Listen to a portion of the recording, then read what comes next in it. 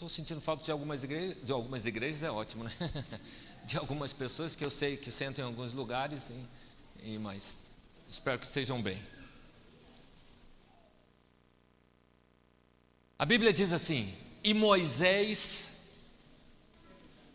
era instruído em toda a sabedoria dos egípcios e era poderoso em palavras e obras.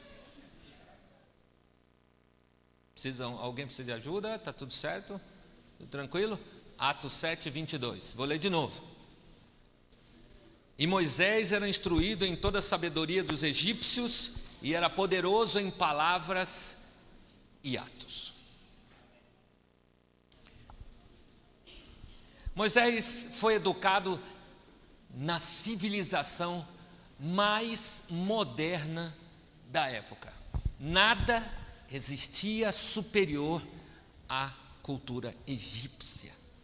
Não existia nenhuma escola fora do Egito mais poderosa que a escola do Egito. Os professores, os catedráticos, os instrutores, os conteúdos que lá eram oferecidos eram superiores a quaisquer outros lugares que se prontificavam a ensinar culturalmente e academicamente. Nada era maior do que aquele lugar. Moisés foi instruído na ciência, na cultura e na sabedoria locais. Ele foi preparado de uma forma totalmente diferente para que ele pudesse ter uma estrutura em todos os aspectos para ele se tornar o príncipe do Egito. E se não houvesse a mão de Deus, Moisés se tornaria o faraó do Egito. A forma como ele foi educado, a forma como foi instruído, o fez o maior líder de todos os tempos, tirando apenas Jesus Cristo. Interessante que todas as formas culturais da ciência que Moisés recebeu de treinamento, cultura, informação, todas foram quase resumidas numa só ideia: autossuficiência. Moisés foi instruído a ser autossuficiente, capaz de decidir vidas, decidir gerações, decidir nações, decidir ações que fizessem uma grande revolução. A sua autossuficiência foi estruturada para que ele decidisse sem precisar perguntar para qualquer um. A decisão de Moisés era a mesma coisa que a decisão de um Deus do Egito. A autossuficiência era a base da cultura egípcia. E ele foi preparado para ser o mais autossuficiente de todos, onde ele não se curvava a ninguém, onde ele não perguntava para ninguém, onde ele não pedia conselho para ninguém, como os reis do passado faziam quando entravam na geração e seu pai morria. Eles entravam com 9 anos, 11 anos, 15 anos e eles eram instruídos até que tivessem maturidade para ser rei. Moisés não. A sua instrução era para ele ser autossuficiente em tudo que ele fizesse. E é interessante que Moisés ficou, em média, na escola egípcia por mais ou menos 25 a 27 anos. Entre 25 e 27 anos, Moisés passou na escola egípcia. E quando ele estava na maturidade, com mais ou menos 40 anos, uma coisa aconteceu bastante interessante. Se você puder, abra sua Bíblia em Êxodo. Êxodo, capítulo 2. Para quem não sabe, Êxodo está do ladinho de Apocalipse, é bem fácil de achar. O que foi, Thay? Não está não? Então passa para o seu namorado aí que ele vai achar. Vai não, né? Não judia dele não, mal chegou aqui hoje, o pastor já está judiando dele. Êxodo capítulo 2, versos de 11 a 15. Está fácil, né? Gênesis e Êxodo, se eu pedisse a Amós e Abacuque, tinha que pedir para a Clarinha colocar na comunicação uma semana antes, para hoje, para a galera já saber como achar. Mas já acharam. A Bíblia diz assim, presta atenção. E aconteceu naqueles dias que, sendo Moisés já grande, em outras traduções, Moisés maduro. Como é? Um homem. Muito boa colocação. Um homem. Saiu a seus irmãos. Que irmãos são esses? Os hebreus, porque ele era hebreu, ele não era egípcio. E atentou às suas cargas. Ele viu que o povo hebreu estava sendo realmente pisoteado por ele próprio e pelas ordens do faraó. E viu que um varão egípcio feria a um varão hebreu dos seus irmãos, do seu sangue. E olhou para um lado, olhou para o outro. A Bíblia diz, olhou para uma banda e outra banda, e vendo que não tinha ninguém perto, matou o egípcio. Vou falar bem baixinho, Mauri. Ocultação de cadáver.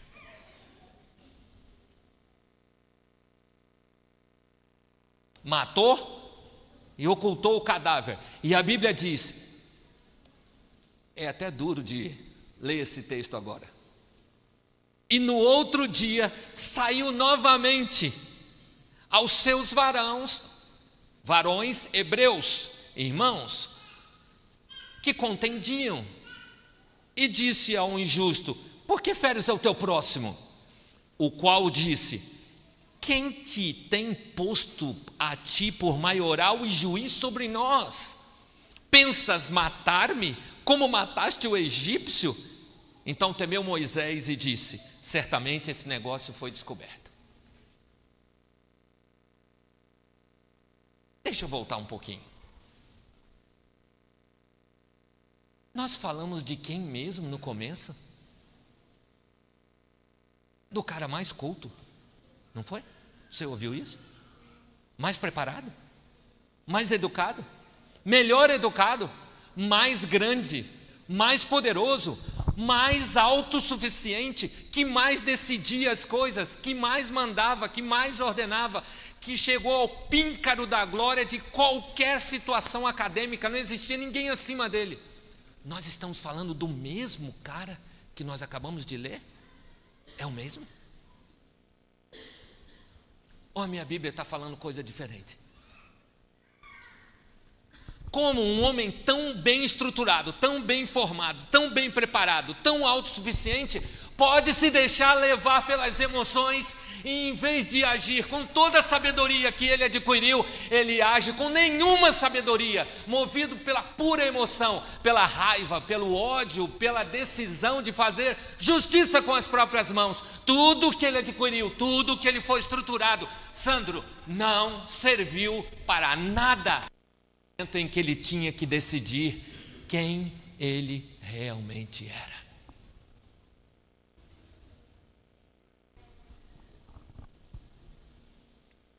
Ele matou o egípcio por fazer justiça própria.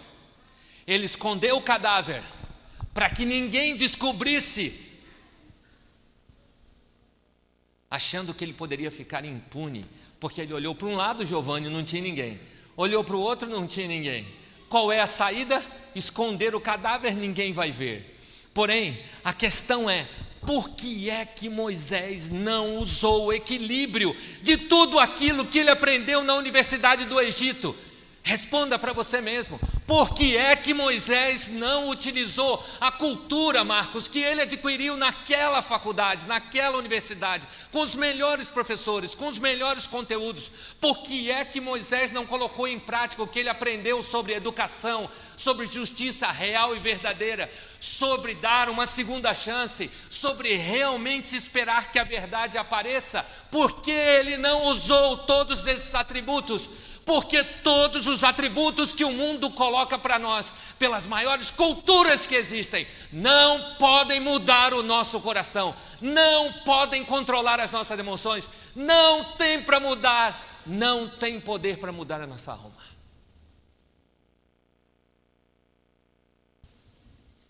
Moisés agiu como qualquer homem, como qualquer ser humano, que não tem o coração controlado por Deus. Nem a maior cultura do mundo pode penetrar e transformar o coração do ser humano. Só a mão de Deus pode. E nós temos muita dificuldade para entender isso. Equilíbrio das emoções não se consegue com meia dúzia de leituras de livro de autoajuda. Equilíbrio das emoções não se consegue por fazer uma universidade em Harvard ou qualquer outra universidade do nível. Equilíbrio das emoções não se consegue por ouvir algumas boas palestras de palestrantes internacionais ou pastores. Equilíbrio das emoções só se consegue com lágrimas e joelhos no chão, clamando para que Deus mude o centro da sua vida, que é o seu coração. Você pode entrar na maior e melhor faculdade do mundo e continuar sendo a mesma pessoa no dia que receber o canudo.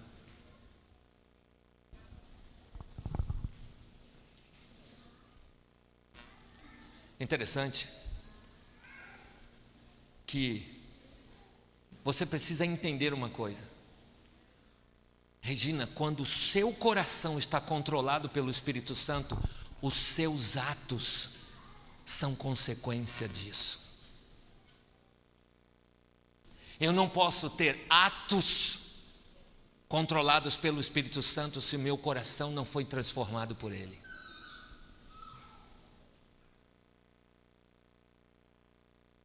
E é interessante, Roseni, que a gente às vezes fica lutando contra a gente mesmo.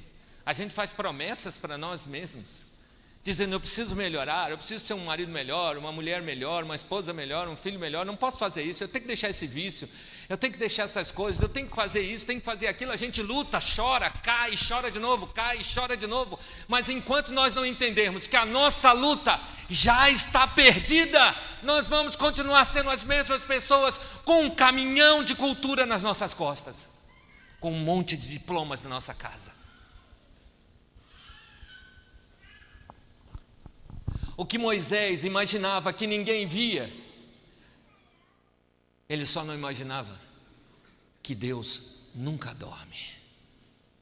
Você pode esconder qualquer coisa de qualquer pessoa. Você pode esconder qualquer tipo de pecado de qualquer pessoa que está ao seu lado. Você pode tentar enganar pessoas por um tempo, mas nunca se esqueça de uma coisa: Deus não se deixa escarnecer. O que você acha que alguém não viu, Deus viu. E é interessante que nós achamos sempre que nós podemos fazer com que as mudanças ocorram pelas nossas próprias mãos, porque jamais, nós entendemos que jamais os ensinamentos que nós estamos recebendo vão ser de forma contrária àquilo que nós estamos fazendo. Porém, os ensinamentos humanos podem fazer você uma pessoa espetacularmente cultural, mas não pode fazer você uma pessoa espetacularmente mudada.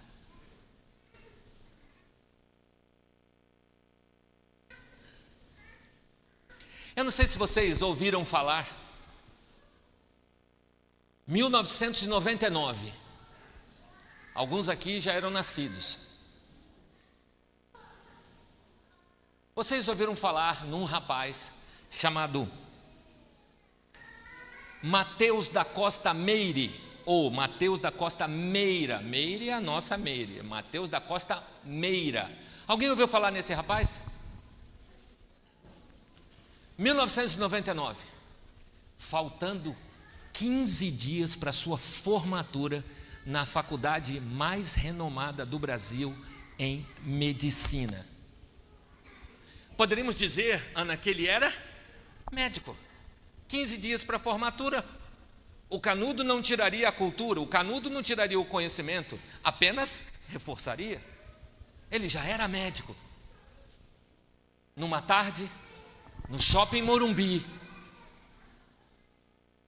um médico,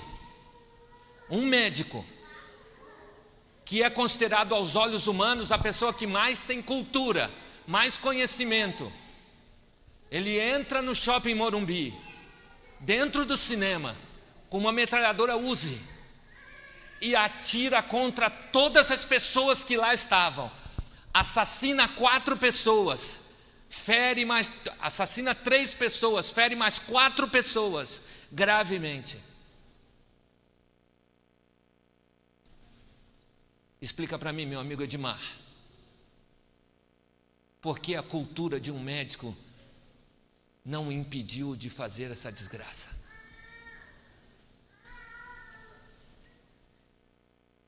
Porque as suas emoções estavam à frente da sua cultura, e as suas emoções descontroladas dominam qualquer cultura, dominam qualquer conhecimento. Um médico, você fala um médico, mas se fosse um qualquer um que não tivesse escolaridade, que não tivesse conhecimento, poderia dizer, foi mal educado, foi criado como vira-latas e tal, então por isso fez todas essas coisas. Mas nós estamos falando, Gilmar, de um médico que pega uma metralhadora e mata quase todo mundo que estava lá.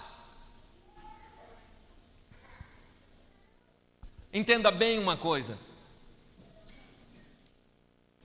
a inteligência intelectual e educação formal não garantem equilíbrio emocional. Vou repetir: a inteligência emocional, a inteligência intelectual e a inteligência moral não garantem equilíbrio emocional. Você quer saber o que garante o seu equilíbrio emocional? Não precisa abrir a Bíblia, eu vou ler para você. Está escrito: eu sou o Senhor, esquadrinho o coração e provo os pensamentos. Jeremias 17:10. Se Deus não esquadrinhar o seu coração, Gilza, e se Ele não dominar o seu coração, de nada vai adiantar. Suas emoções estão totalmente descontroladas. Vai ser só esperar o momento para ela colocar em prática o descontrolado.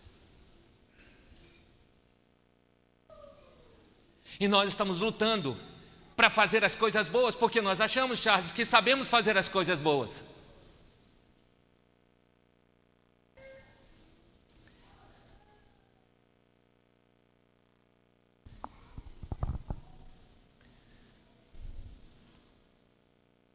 Entenda bem, não há mudança de coração sem sacrifícios diários. Não há mudança de coração sem lágrimas derramadas. Não há mudança de coração sem sacrifício dos prazeres. Não há mudança de coração sem joelhos dobrados.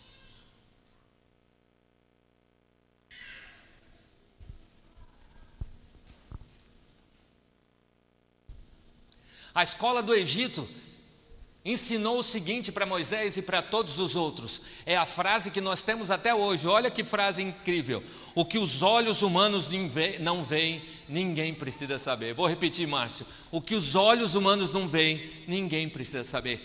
Esse foi o ponto de Moisés. Se ninguém está vendo, ninguém precisa saber. Porém, o mais interessante ainda é que nunca a universidade humana conseguiu ensinar, nem para Moisés, nem para você, que os olhos de Deus nunca deixam de estar sobre você. Eu vou contar uma historinha. Como é seu nome mesmo? Vitor. Pela primeira vez em 5 anos vou contar uma historinha. Nunca contei historinha, só experiência minha, mas vou contar.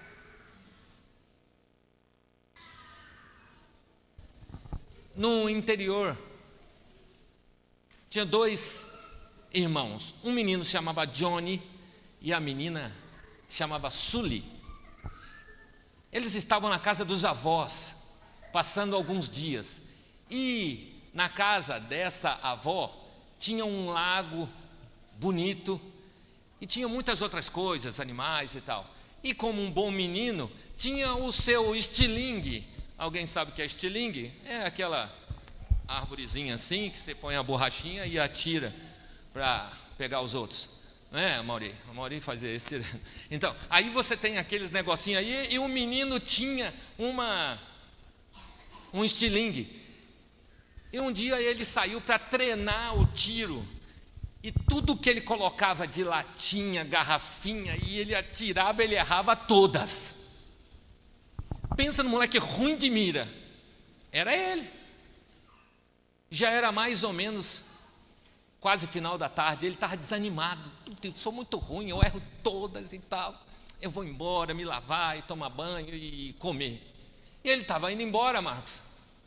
Quando de repente ele estava passando perto do lago, ele viu um pato. Ele falou: será que eu acerto aquele pato? Mas eu erro todas. E aquele pato era o pato da avó dele. Ele falou: mas eu não acerto nunca. Mas deixa eu tentar a última. Catou uma pedrinha, estirou o máximo que pôde e soltou. Quando ele soltou, só viu o pato fazendo puc. Pegou na cabeça do pato. Ele falou: matei o pato. Mas eu nunca acerto nada. Como é que eu vou acertar o pato da vovó? E ele então correu, entrou no lago, tirou o pato e fez exatamente como Moisés. Escondeu o cadáver. Foi quietinho para casa. Se lavou. Foi para o jantar com a avó e o vô e a irmã. E daí acabaram de jantar. A avó virou para o John e falou: filho, preciso de ajuda. Falou para a neta, Sully: filha, preciso de ajuda para lavar os pratos. Você me ajuda? E ela então rapidamente disse para a avó: vó, antes do jantar, o meu irmão disse que queria muito ajudar a senhora a lavar os pratos. Então não preciso ir porque ele vai. E ela passou perto dele e falou assim: lembra do pato? E ele falou: eu vou, vó, eu vou, pode deixar que eu vou. Aí ele foi lá e limpou, lavou, enxugou, arrumou, limpou um pouco da casa e foram dormir. No outro dia, eles fizeram as atividades e o vô preparou as coisas para ir pescar. Varinhas e tal, minhoquinhas. E foi lá dentro e falou: olha, John, eu quero levar você para... falou para Sully, a irmã: eu quero levar você para ir pescar comigo. E aí a esposa dele falou assim: não, ela tem que ficar comigo porque ela precisa me ajudar a preparar o almoço. E daí ela disse: não, vó, não se preocupa, hoje de manhã o meu irmão John já disse que quer ficar aqui ajudando você a preparar o almoço. E passou perto dele e falou: lembra do pato? E o vô disse: então vamos. 1 dia, 2 dias, 3 dias, 4, 5. E ela só falava baixinho assim, Santino: lembra do pato? Um dia ele não aguentou. Ele estava sucumbindo na tristeza, porque ele olhava para ela e ela ria e falava: lembra do pato? Então ele fazia tudo o que ela era para fazer, ele fazia no lugar dela. E ele não aguentava mais. E um dia, então ele, às lágrimas, foi até a avó e disse: vó, eu tenho que te dizer uma coisa. O que é, filho? Eu matei seu pato. Eu atirei uma pedra com a tiradeira, o estilingue, e matei o seu pato. Escondi o pato. Eu não aguento mais o que a minha irmã faz comigo. E a avó disse o seguinte: filho, eu sei. Eu estava na janela. Eu vi você atirando no pato. Mas eu quero te dizer uma coisa. Desde aquele dia, eu perdoei você. Eu só estava esperando você vir até mim e confessar. Na maioria das vezes, nós não estamos cansados de viver como escravos do diabo. Aquele menino virou um escravo da sua própria irmã, porque ele não teve coragem de ir até sua avó, confessar o seu pecado, receber o seu perdão e o seu abraço para ser uma nova pessoa. Nós estamos tentando fazer com as nossas mãos o que quem pode fazer é Jesus, que fez na cruz por nós. Nós nunca seremos melhores com a cultura dessa terra.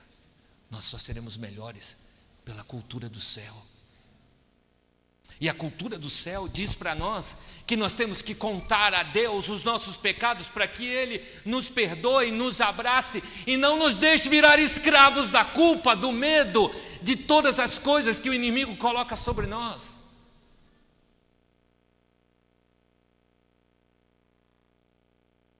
Até quando você vai continuar como escravo, não confessando quem você é, para que Deus mude o seu coração?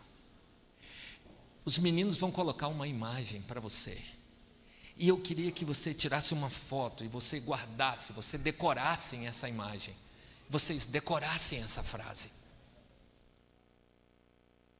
para você ler todos os dias.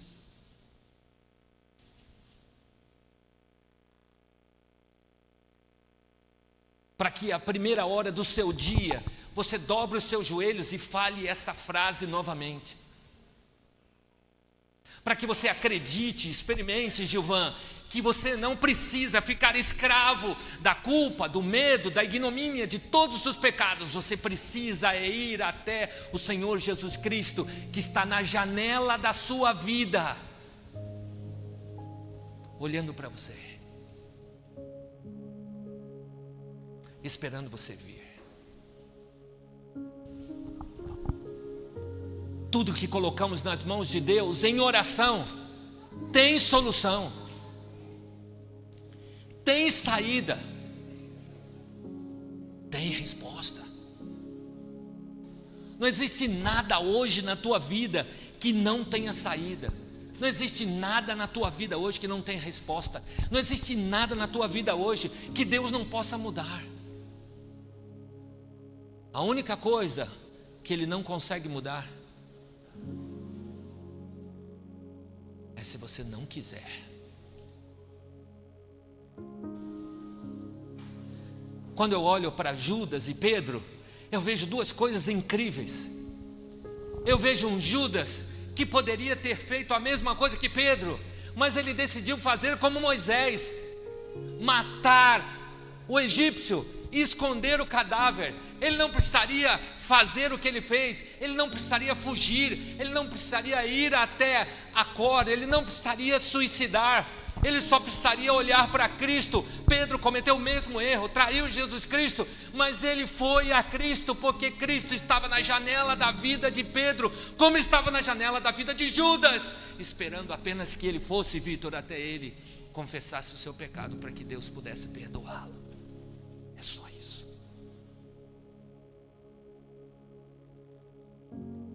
Algumas pessoas pensam, Lani, sabe o quê? Que Deus mandou Moisés para o deserto. Mas como Deus foi cruel, porque Deus mandou Moisés para o deserto, Ele podia usar Moisés lá no Egito. Deus nunca mandou Moisés para o deserto. Foi Moisés quem escolheu ir para o deserto.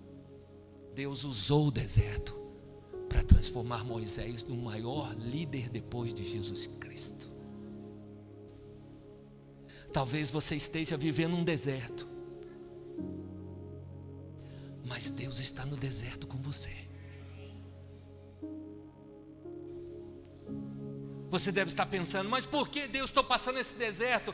Por que estou passando esse deserto com esses vícios, essas tristezas, essa ansiedade que me impede de dormir, essa depressão, essa angústia, esse medo, esse sofrimento, esses problemas que têm me deixado no deserto? Eu só piso areias quentes, eu só piso sobre pedras, eu só vejo serpentes, eu só vejo coisas difíceis. Por que, Deus, eu estou aqui?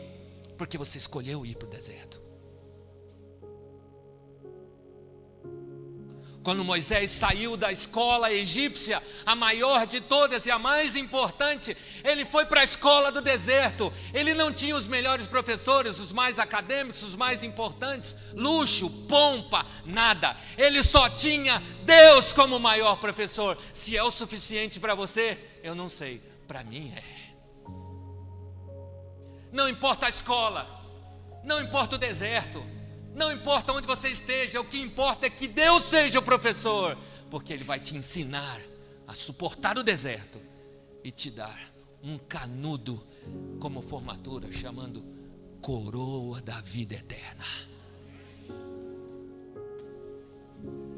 Não há deserto que Deus não possa passar com você.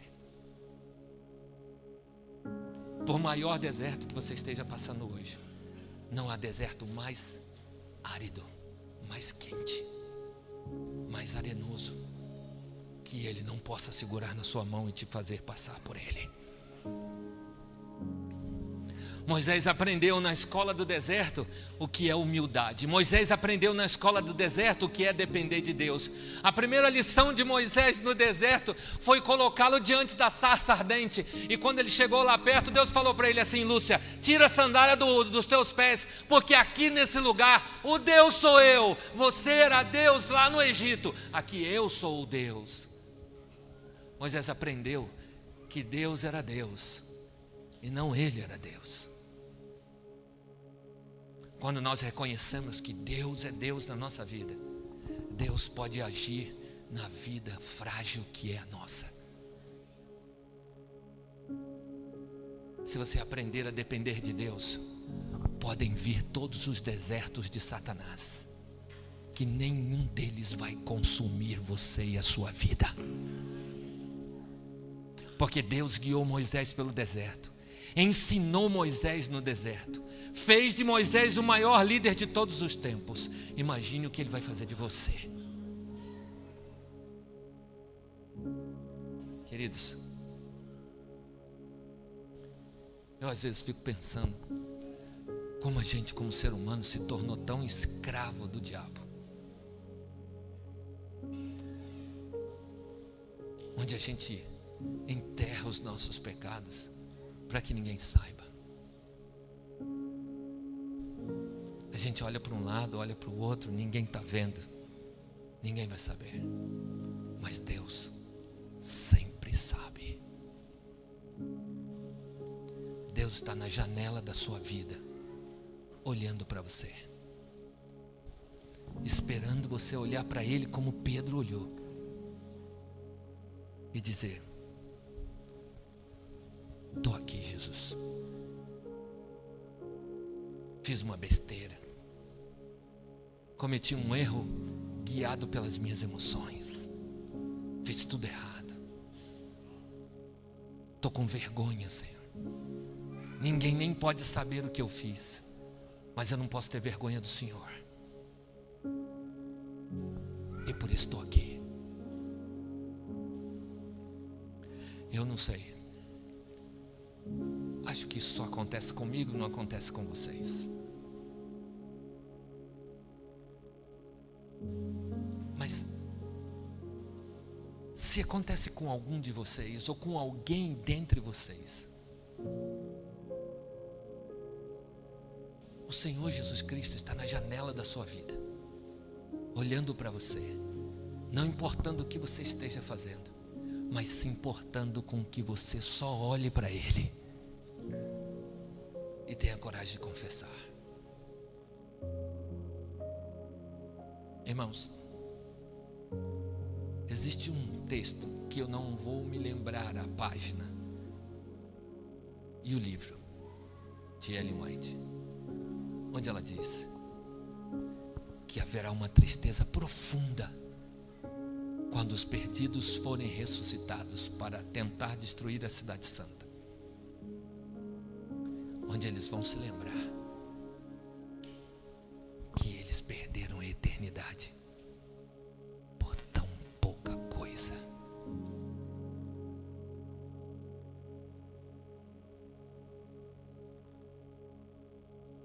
E pode ser hoje.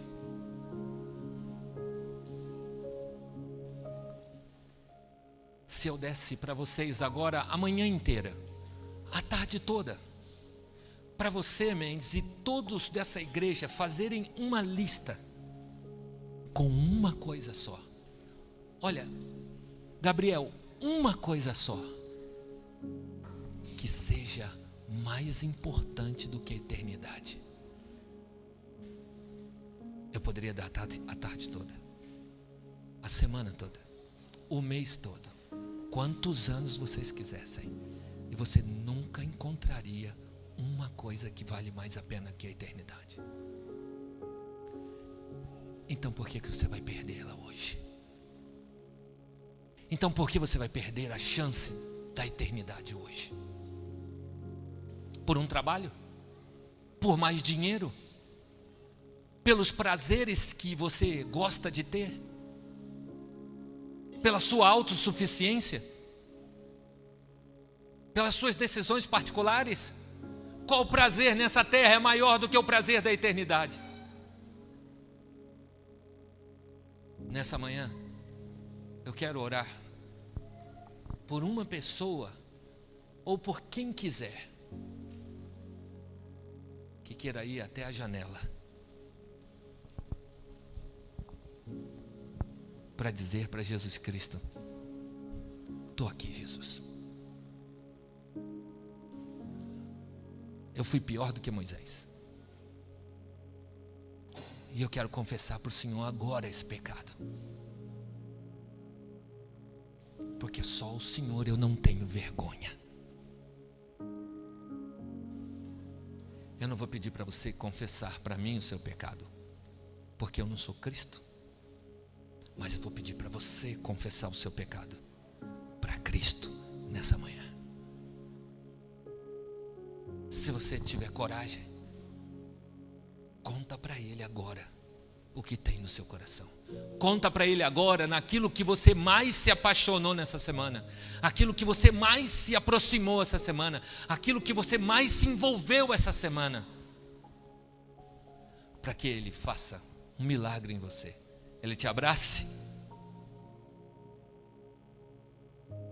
e te diga: eu já tinha visto o seu pecado, estava só esperando você confessar. Eu vou me ajoelhar aqui na frente, porque eu quero confessar os meus pecados, e eu quero interceder como pastor, em função de uma pessoa, duas, quem quiser, para que o Senhor Deus faça uma obra na sua vida, como nunca fez antes, nessa manhã. Se você acha que existe ainda alguma coisa que valha mais a pena que a eternidade, eu preciso conhecer, porque nessa terra nada é maior do que a eternidade. Se você quiser, Ele vai fazer essa obra na sua vida. Talvez você esteja no vale da decisão para se entregar totalmente a Jesus Cristo, e é hoje o dia de se entregar e dizer: eu quero te seguir, Jesus Cristo. Eu vou ajoelhar. Se você sentir desejo de confessar o seu pecado, de pedir perdão, remissão, abraço, aceitação, agora é o seu momento.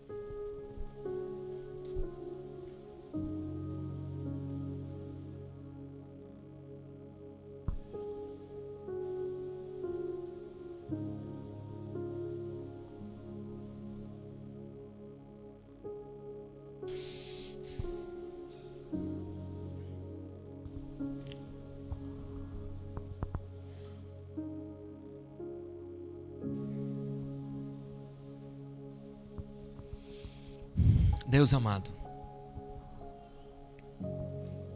te imploro por misericórdia por mim, Senhor. Em nome de Cristo, pelo sangue de Cristo, intercedo por mim, pedindo piedade, pedindo uma nova chance. Como ministro do Evangelho dessa igreja, quero interceder por minhas ovelhas, Senhor. Cada uma delas nesse momento eleva ao céu seu pedido de perdão.